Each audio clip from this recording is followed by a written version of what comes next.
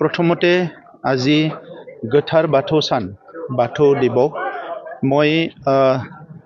বড়োলেণ্ডবাসী অসমবাসী আৰু বিশ্বৰ মানৱ জাতিক গোথাৰ বাথৌ सानৰ শুভকামনা জ্ঞাপন কৰিছোঁ আৰু আফা বৰাই বাথৌৰ ওচৰত প্ৰাৰ্থনা কৰিছোঁ যে চলি থকা যি অশান্তি এটা হিংসা এটা পৰিৱেশ এইটো অনাগত দিনত যাতে পুনৰ শান্তি আমাৰ মাজত আহে আৰু বড়োলেণ্ডতো চিৰদিন শান্তি থাকে আমি বিভিন্ন জাতি জনগোষ্ঠীৰ মাজত মৰম স্নেহ বিশ্বাস আৰু শ্ৰদ্ধাৰে জীয়াই থাকিব পাৰোঁ আৰু মানৱ জাতিৰ মাজত দেখা দিয়া বিভিন্ন দুৰ্যোগবিলাক চিৰদিনৰ কাৰণে দূৰ হয় ইয়াৰ কাৰণে মই আফা বৰাই বাথৌৰ ওচৰত প্ৰাৰ্থনা কৰিছোঁ আজি ই বাথৌ सानৰ লগতে আজিৰ দিনত আমাৰ তৃতীয় বড়ো চুক্তিৰো এইটো দিৱস হয় 27 জানুৱাৰী আজিৰ দিনতে 2020 চনত তৃতীয় বড়ো চুক্তি স্বাক্ষৰ হৈছিল আৰু ইয়াৰ আগত 20 ফেব্ৰুৱাৰী 1993 BSc আৰু 10 ফেব্ৰুৱাৰী 2003 BTC গঠন হৈছিল আৰু প্ৰথমতে মই আমাৰ শহীদসকলক যিসকল শহীদৰ তেজৰ বিনিময়ত যিসকল ৰাইজৰ পৰিশ্ৰমৰ কাৰণে যিসকল ৰ'দে বৰষুণে আন্দোলন কৰাৰ কাৰণে এই চুক্তিবিলাক হ'বলৈ পালে ইয়াৰ কাৰণে মই শহীদসকলক প্ৰথমতে শ্ৰদ্ধাঞ্জলি জনাইছোঁ শহীদ পৰিয়ালসকললৈ মই মোৰ মৰম আৰু মই শ্ৰদ্ধা জনাইছোঁ আৰু আজি চুক্তি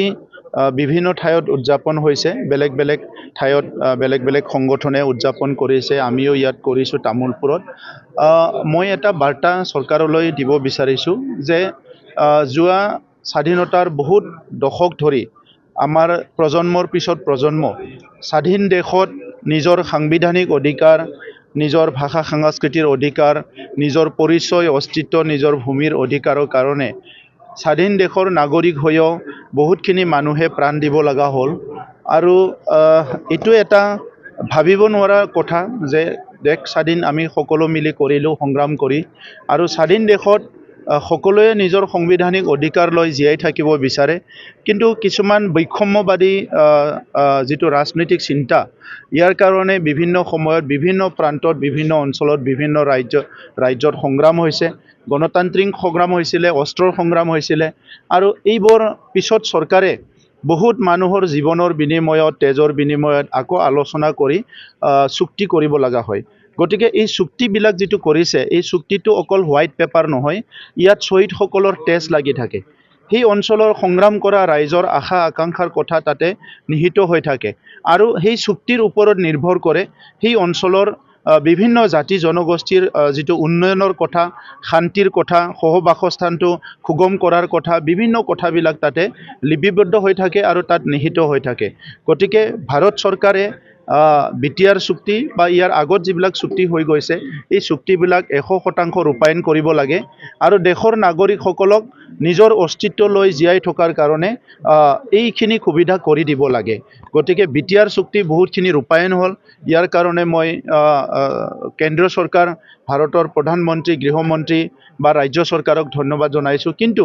যিখিনি চুক্তি এতিয়ালৈকে ৰূপায়ণ হোৱা নাই আৰু এই যিখিনি দফা বাকি আছে সেইখিনি কোনো কাৰো বিৰোধী নহয় কোনো কাৰো কন্ট্ৰভাৰ্সি হ'ব লগা নাই কোনো জাতি জনগোষ্ঠীৰ কাৰণে এইটো বিৰোধী নহয় গতিকে সেইখিনি অতি শীঘ্ৰে ৰূপায়ণ কৰিব লাগে যাহাতে নৱ প্ৰজন্মই বা আহি থকা প্ৰজন্মই পুনৰ ৰাজপথলৈ আহিব লগা নহয় তেখেতসকলে যাহাতে গুণগত শিক্ষা ল'ব পাৰে